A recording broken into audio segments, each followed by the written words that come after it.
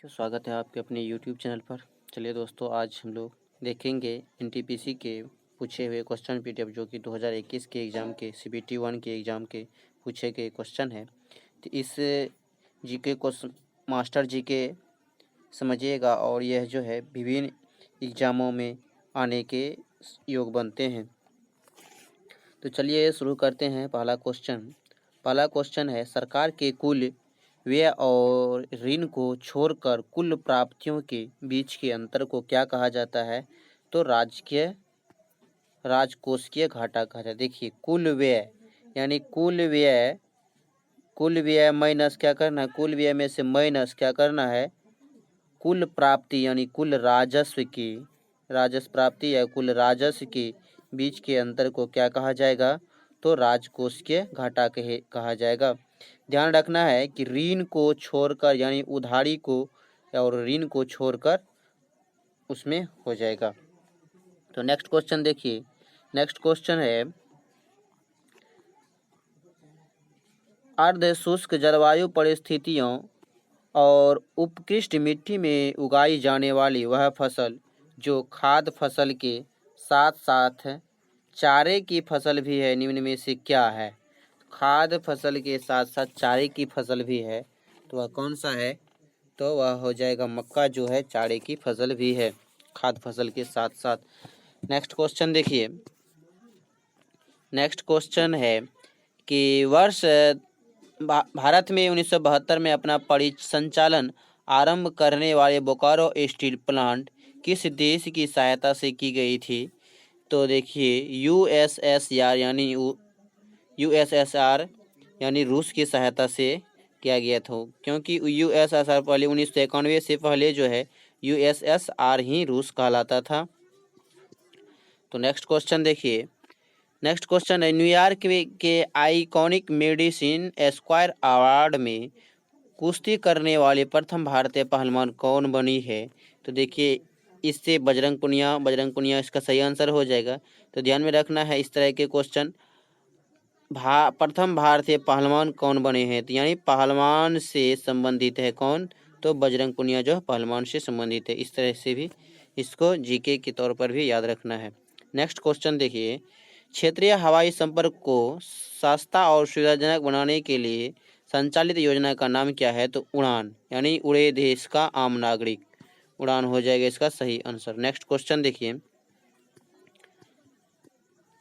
Next question है, नीति आयोग के पहले अध्यक्ष कौन थे? तो नीति आयोग के पहले अध्यक्ष जो है नरेंद्र मोदी थे, क्योंकि नीति आयोग जो है 1 जनवरी 2015 से पूर्व इसको योजना आयोग के नाम से जाना जाता था और इसके अध्यक्ष जो है प्रधानमंत्री होते हैं।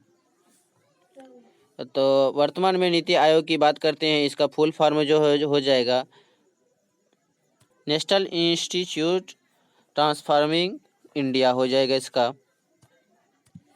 फुल फॉर्म हो जाएगा national institution for transforming India हो जाएगा, इसका फुल फॉर्म हो जाएगा। अगर इसकी मुख्यालय की बात करते हैं तो इसका मुख्यालय जो है दिल्ली में इसका मुख्यालय स्थित है। नेक्स्ट क्वेश्चन देखिए। इंटरनेशनल एटॉमिक एनर्जी एजेंसी का सृजन किस वर्ष किया गया था? तो इसका जो है ना सृजन किया गया था 1957 ईस्वी में इसका किया गया था स्थापना। नेक्स्ट क्वेश्चन देखिए। नेक्स्ट क्वेश्चन है, निम्नलिखित में से किसने संथाल विद्रोह और 1857 के विद्रोह के दौरान अंग्रेजों की सहायता की थी? तो अंग्रेजों की सहायता जो ये महाराजा मोहताब चंद्र ने की थी।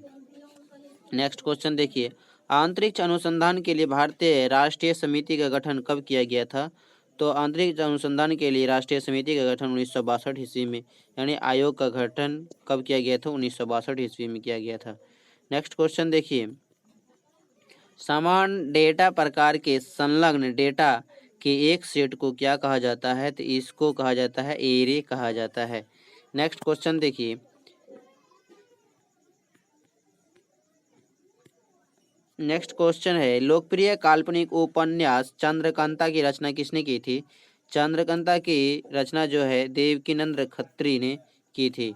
नेक्स्ट क्वेश्चन देखिए, निम्नलिखित में से किस राष्ट्र ने इको फ्रेंडली रॉकेट अंगारा विकसित किया है? तो अंगारा किसने किया है? रूस ने विकसित किया है। नेक्स्ट क्वेश्चन देखिए, नवंबर 1944 में सांप्रदायिक समस्याओं पर गांधी जी न चर्चा विफल होने के बाद एक न्यायिक ढांचे में सांप्रदायिक समस्या की जांच करने के लिए गैर पक्षीय सम्मेलन की अस्थायी समिति द्वारा कौन सी समिति नियुक्त की गई थी? तो कौन सी समिति नियुक्त की गई थी? यानी सप्रू समिति नियुक्त की गई थी। नेक्स्ट क्वेश्चन देखिए, क्वेश्चन है वह पोर्ट जो डिजिटल उपकरणों में से डेटा स्थानांतरण के लिए एक प्रोटोकॉल है, किस रूप में जाना जाता है? तो इसको ध्यान में रखिएगा, USB पोर्ट हो जाएगा इसका सही आंसर। नेक्स्ट क्वेश्चन देखिए, क्वेश्चन है इकोनॉमी ऑफ परमानेंस पुस्तक के लेखक कौन है? तो याद रखना है JC कुमारप्पा है इकोनॉमी ऑफ परमानेंस पुस्तक के लेखक। नेक्स्ट क्वेश्चन देखिए, द्वितीय पंचवर्षीय योजना की रूपरेखा किसने तैयार किया था? तो इसका हो जाएगा PC महालनोबिस, इसका सही आंसर है। अगर प्रथम की बात करते हैं तो प्रथम जो है हरोल्ड डोडल मॉडल पर आधारित था। नेक्स्ट क्वेश्चन देखिए, पृथ्वी शिखर सम्मेलन के रूप में किसे जाना जाता है? तो यह जो है रियो शिखर सम्मेलन को जो है ना पृथ्वी शिखर सम्मेलन के रूप में जाना जाता है। नेक्स्ट क्वेश्चन देखिए, नेक्स्ट क्वेश्चन है कि ईस्ट इंडिया कंपनी द्वारा किस वर्ष में अस्थाई बंदोबस्त को अमल में लाया गया था? अस्थाई बंदोबस्त को, तो यह जो है अस्थाई बंदोबस्त 1793 ईस्वी में लाया गया था। और यह जो है इस बंदोबस्त को एक तरह से अस्थाई बंदोबस्त और स्तंभरारी बंदोबस्त या जमींदारी बंदोबस्त भी कहा जाता है। इसको 1793 में लाया गया था। ध्यान में रखना है इसका जो क्षेत्र था बंगाल था, बंगाल याद रखना है, बंगाल के आसपास बंगाल और बिहार, उस समय भी बिहार आता था, इसके बाद उड़ीसा भी आता था। वो उड़ीसा जो है यह जो अस्थाई बंदोबस्त इस क्षेत्र के अंतर्गत लगाया गया था। नेक्स्ट बात करते हैं हम लोग, 3 तरह के बंदोबस्त उस समय लागू थे, अंग्रेजों के द्वारा लगाया गया था। तो एक था रैयतवारी बंदोबस्त, यह जो है 19% भाग में लगाया गया था। ध्यान में रखना 19% भाग में इसको लगाया गया था स्थायी बंदोबस्त को। अब देखिए इतना क्वेश्चन इससे बन जाएगा, कभी पूछता है कि किस क्षेत्र में अस्थाई बंदोबस्त लगाया गया था? तो बंगाल, बिहार और उड़ीसा के क्षेत्र में, और 19% भाग पर जो है अस्थाई बंदोबस्त लगाया गया था। और इस भी पूछ लिया जाता है, तो इसमें जो है 10/11 भाग जो है टैक्स इसमें लिया जाता था, यानी 1 भाग ही मात्र किसान के लिए छोड़ दिया जाता था। अब इसमें बात करते हैं, एक रैयतवारी और महलवारी भी है जो कि बहुत इंपॉर्टेंट है, उसको भी देख लेते हैं। चलिए देखते हैं, रैयतवारी जो है, रैयतवारी व्यवस्था,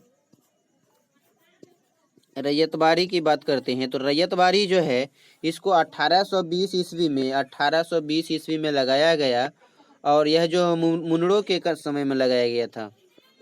अंग्रेज कौन था? मुनड़ो था। तो इस क्षेत्र में किस क्षेत्र में लगाया गया था? तो मद्रास, देखिए मद्रास के क्षेत्र में, मद्रास और बम्बई के क्षेत्र में लगाया गया था, बम्बई में। एक बात और ध्यान में रखना है कि इसको जो असम में भी लगाया गया था, असम के क्षेत्र में भी लगाया गया था। और यह जो है 51% भाग पर लगाया गया था। यह 51%, यानी सबसे ज़्यादा 19% पर अस्थायी था, 51% पर रैयतवारी व्यवस्था था। अब नेक्स्ट देखते हैं, तो महलवारी की बात करते हैं। तो देखिए महलवारी जो है, महलवारी जो है यह 1819 ईस्वी में लगाया गया था। और यह इसमें अगर अंग्रेज की बात करते हैं तो हॉल्ट मैकेंजी था, मैकेंजी याद रखना है, मैकेंजी था। और यह जो है क्षेत्र की बात करते हैं, किस क्षेत्र में था? तो देखिए यह जो है पंजाब, याद रखिएगा पंजाब वाले क्षेत्र में था, पंजाब में था। और पश्चिमी यूपी याद रखना है, पश्चिमी जो है यूपी उत्तर प्रदेश वाले भाग में थे। और यह जो 19 और 51 जब हो गया तो बच गया कितना, तो 30% भाग पर जो है यह जो है माहलवाड़ी व्यवस्था लागू किया गया था। आशा करते हैं इसको समझ लिए होंगे, बहुत ही इम्पोर्टेंट है, कई एग्जाम में इनसे क्वेश्चन पूछे जाते हैं। नेक्स्ट क्वेश्चन देखिए, क्वेश्चन है सीसा और टीन की मिश्र धातु को क्या कहा जाता है, तो इसको क्या कहा जाता है, सोल्डर, यानी सोल्डर कहा जाता है। नेक्स्ट क्वेश्चन देखिए, नेक्स्ट क्वेश्चन, श्वेत क्रांति का जिस प्रकार दूध उत्पादन से है तो उसी तरह पीली क्रांति का संबंध किससे होगा, तो पीली तिलहन से हो जाएगा। नेक्स्ट क्वेश्चन देखिए, निम्नलिखित में से किस उपकरण का उपयोग वायुमंडलीय दाब को मापने के लिए किया जाता है, तो वायुमंडलीय दाब को मापने के लिए बैरोमीटर का उपयोग किया जाता है। नेक्स्ट क्वेश्चन देखिए, क्वेश्चन है वर्षा ऋतु के दौरान जब पौधे के लिए आवश्यक मृदा आर्द्रता की तुलना में अधिक वर्षा होती है, इसे किस रूप में संदर्भित किया जाता है, यानी आवश्यक आर्द्रता की तुलना में अधिक वर्षा होती है तो उसको आर्द्र भूमि कृषि कहा जाता है। नेक्स्ट क्वेश्चन देखिए, नेक्स्ट क्वेश्चन है कि कौन 9 भारतीय भाषाओं की एकीकृत लिपि है जिसे एक सामान्यतः भारतीय लिपि के रूप में प्रस्तावित किया जा रहा है, तो इसको याद रखना, भारतीय जो है भारती है। नेक्स्ट क्वेश्चन देखिए, क्वेश्चन है कामाख्या मंदिर किस राज्य में है स्थित, तो कामाख्या मंदिर यह जो असम में स्थित है। नेक्स्ट क्वेश्चन देखिए, मुगल कालीन प्रसिद्ध गायक तानसेन किस भारतीय संगीत शैली से संबंध रखते थे, तो तानसेन जो है ध्रुपद शैली से रखते थे, ध्रुपद भारतीय संगीत शैली की ध्रुपद पद से संबंधित थे।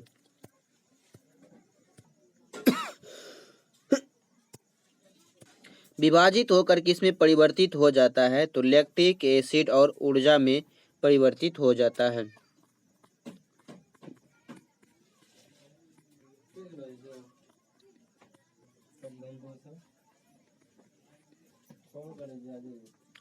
वारली लोक चित्रकारी किस राज्य की लोक कला का एक रूप है, तो वारली लोक चित्रकारी जो है यह महाराष्ट्र की लोक कला का एक रूप है। 1972 ईस्वी का शिमला समझौता गांधी और किसके बीच हस्तांतरित किया गया था, तो यह जो जुल्फिकार अली भुट्टो और इंदिरा गांधी के बीच किया गया था। 1972 ईस्वी में यह जो है समझौता किया गया था। मानव शरीर की सबसे बड़ी धमनी कौन सी है, तो यह इसमें जो है महाधमनी जो है सबसे बड़ी धमनी है। निम्नलिखित में से कौन सा कल्पक्कम में परमाणु अनुसंधान हेतु स्थापित अनुसंधान रिएक्टर है, तो यह जो है कामनी है। नेक्स्ट देखिए, नीचे दिए गए 4 में से 3 राज्यों में भूजल का उपयोग अत्यधिक है, निम्नलिखित में से कौन सा राज्य है जहां भूजल का उपयोग अन्य 3 राज्यों के सापेक्ष अधिक नहीं है, तो इसका आंसर जो हो जाएगा उड़ीसा हो जाएगा। नेक्स्ट क्वेश्चन देखिए, किसी वस्तु या सेवा के मूल्य पर सरकार द्वारा लगाई गई ऊपरी सीमा को क्या कहते हैं, तो अंतिम मूल्य सीमा कहा जाता है। नेक्स्ट देखिए, नेक्स्ट क्वेश्चन है हृदय का संबंध जैसे कार्डियोलॉजी से है तो इसी तरह से वृक्क का संबंध किससे हो जाएगा, तो नेफ्रोलॉजी से हो जाएगा वृक्क का संबंध। निम्नलिखित में से 4 सामग्री में से 3 किसी दृष्टि से समान है और एक असंगत है, असंगत को चुनना है। जैसे चांदी देखिए, सोना देखिए, पीतल एल्युमिनियम है। देखिए चांदी और सोना और एल्युमिनियम ये जो है क्या है, तत्व है, और पीतल जो है यह एक मिश्र धातु है, इसलिए यह अलग हो जाएगा। तो चलिए इस तरह से आज का भी ये PDF समाप्त हो गया। तो चलिए, अगर आप लोग को वीडियो पसंद आता है तो चैनल को सब्सक्राइब कर लें और लाइक करें एवं शेयर करें, कमेंट भी करें और दोस्तों के साथ शेयर भी करें। तो मिलते हैं नेक्स्ट वीडियो में, तब तक के लिए व्यस्त रहें, मस्त रहें, स्वस्थ रहें। जय हिंद, जय भारत।